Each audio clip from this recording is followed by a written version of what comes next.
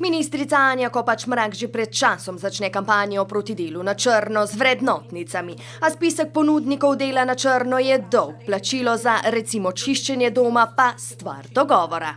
Zaenkrat brez računa, ne? Zdaj pa bodo te vrednotnice, če bo se hotla.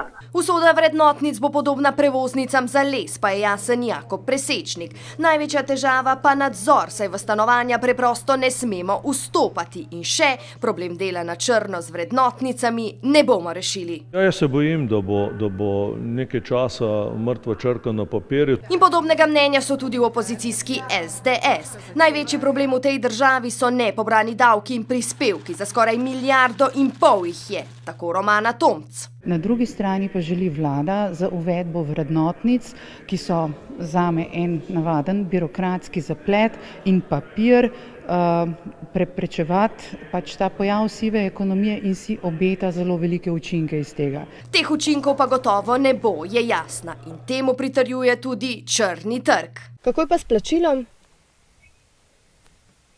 Ja, v bistvu tako, ne, pač na roko, ne. In ta denar na roko bi ministrica seveda za vzpodbudo vrednotnicam kaznovala. Želimo z dvigom kazni zagotoviti, da bi ljudje se ravnali skladom z zakonom. Za kar 25% višje bodo. Da gre za nesorazmeren ukrep, pa slišimo iz klopi opozicije. V primerjavi s posebno hudimi davčnimi prekrški. Nobenega sorazmerja ni. Z druge strani koalicijske pa cesarju, kar je cesarjevega.